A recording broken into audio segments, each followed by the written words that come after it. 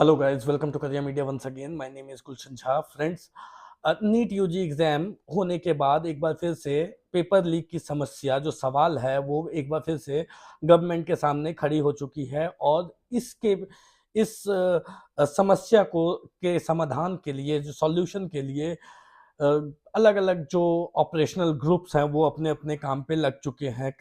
काफ़ी जगह से न्यूज़ आ रही है कि इसकी जांच पड़ताल चल रही है, काफ़ी लोगों को डिटेन किया गया है, पकड़ा गया है और आज भी एक रिसेंट अपडेट आई है जिसमें कि जो एसओजी है, स्पेशल ऑपरेशन ग्रुप, उन्होंने काफ़ी जगह रेड्स मारी हैं और किसी किसी टीचर को भी पकड़ा है जिसमें कि उन लोगों से पूछताछ चल रही है। पूछताछ के बाद ही क्लैरिटी मिलेगी कि एक्चुअली में ये पेपर लीक जो है वो लिटरली हुई है या नहीं हुई है, ये सही है या गलत है। बट इन सब के परे एक सबसे बड़ा सवाल ये उठता है कि क्या एनटीए इस बात को मानेगी कि हाँ भाई पेपर लीक हुई है? और दूसरा सवाल उठता है कि क्या नीट यूजी की एग्जाम फिर से कंडक्ट होगी? क्योंकि आप सभी व्यूअर्स, आप सभी स्टूडेंट्स के पेरेंट्स जो भी इस न्यूज़ को फॉलो कर रहे हैं, वो कहीं न कहीं ये जानना चाहते हैं कि क्या नीट यूजी 2026 की पेपर फिर से होगी? अगर पेपर लीक हुई है, तो फिर ये होगी। बट क्या एनटीए इस बात को मानेगी कि पेपर लीक हुई है? अभी तक एनटीए का जो स्टैंड है वो बड़ा ही क्लियर है कि पेपर लीक किसी तरीके से नहीं हुई है, ये जस्ट एक र्यूमर है। और जो 300 क्वेश्चन की गेस्ट पेपर में से 140 क्वेश्चंस को लेकर के क्लेम किए जा रहे हैं, उसे भी कंप्लीटली जो है वो फेक बताया जा रहा है। हालांकि ये जरूर बोला जा रहा है कि 300 क्वेश्चन में से 140 क्वेश्चंस जो हैं वो उस गेस्ट पेपर की as it is statement as well as options से मैच करते। जैसा जैसा गेस्ट पेपर में क्वेश्चन और ऑप्शंस दिए गए थे, वैसे ही एज इट इज जो है वो ओरिजिनल क्वेश्चन पेपर में क्वेश्चन थे। बट स्टिल ये जो है ये नीट का वापस से कंडक्ट होना, रीनीट होना, ये कंप्लीटली डिपेंड करती है दो मैटर पे। आप समझिए कि ये फर्स्ट टाइम नहीं हो रहा है।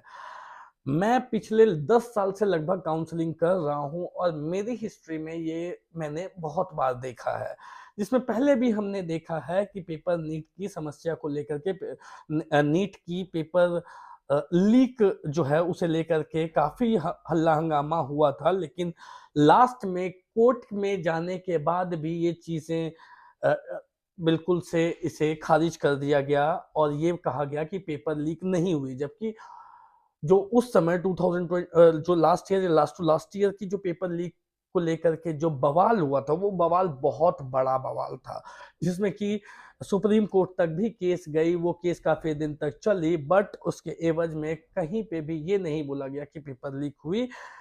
पेपर लीक कभी ये माना नहीं गया कि पेपर लीक हुई है और उसके बाद काउंसलिंग अपने समय से इन्होंने स्टार्ट कर दिया था। तो इस साल भी जो ये 2026 की जो ये बात चल रही है, नीट को दोबारा कंडक्ट होगी या नहीं होगी, सबसे पहले बात तो ये इस बात पे डिपेंड करती है कि एनटीए को ये बात माननी होगी कि पेपर लीक हुई है, जो एनटीए अभी तक तो नहीं मान रही है, आगे भी नहीं मानेगी। क्योंकि वापस से नीट के पेपर को कंडक्ट कराना खुद में ही एक बहुत बड़ी इवेंट है। तो चाहे हालांकि एनटीए की गलती होगी नहीं इसमें, बट अगर होती भी है तब भी एनटीए इस बात को नहीं मानेगी, कि जनरली नहीं मानती है कि उनके तरफ से कोई गलती हुई है। तो वापस से मतलब कि ये पेपर लीक जो है वो कंप्लीटली एक र्यूमर बन के रह जाएगी। इसके एवज में आप बहुत सारे वीडियोस देखोगे जो ड्रामेटिकली बना करके डाले जाएंगे, ये हुआ, एसओजी ने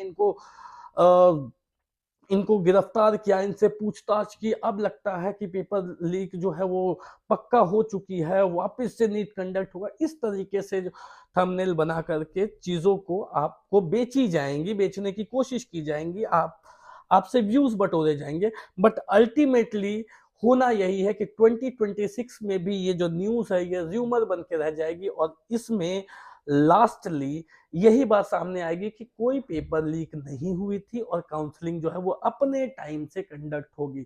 सो बेसिकली आपको फोकस्ड रहना है, आपको र्यूमर्स पे ज्यादा ध्यान नहीं देना है, आपको फोकस्ड रहना है अपने रिजल्ट कब आएगी और आगे की काउंसलिंग कब स्टार्ट होगी।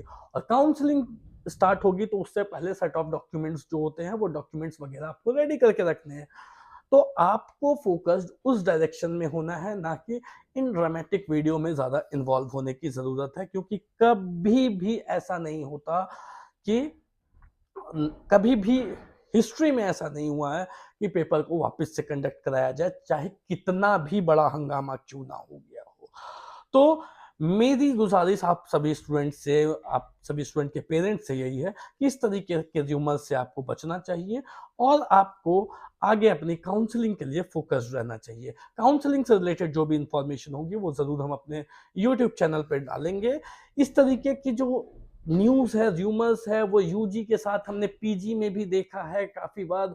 पीजी में भी पेपर लीक की काफ़ी समस्या सुनने को मिली, लेकिन कभी ऐसा नहीं होता कि इनको वापस से कंडक्ट किया जाता है। सो इस तरीके की बातों से बचना है, काउंसलिंग पे अपने को ध्यान देना है और काउंसलिंग के लिए खुद को प्रिपेयर करके रखना है। आप अपनी अगर आपने अपनी मार्क्स इवैल्यूएट कर ली है तो आप कमेंट बॉक्स में लिख सकते हो। उस इवैल्यूएटेड मार्क्स पे मैं आपको आपके ऑप्शंस ज़रूर बता सकता हूँ। सो अगर आप कमेंट करते हो तो मैं आपको आपके ऑप्शंस आगे के कमेंट में ज़रूर रिप्लाई करूँगा। That's all for today guys. कोई भी डाउट हो, क्वेरी हो तो दिए गए नंबर पे आप कॉल कर सकते हैं। Thank you so much. Have a nice day.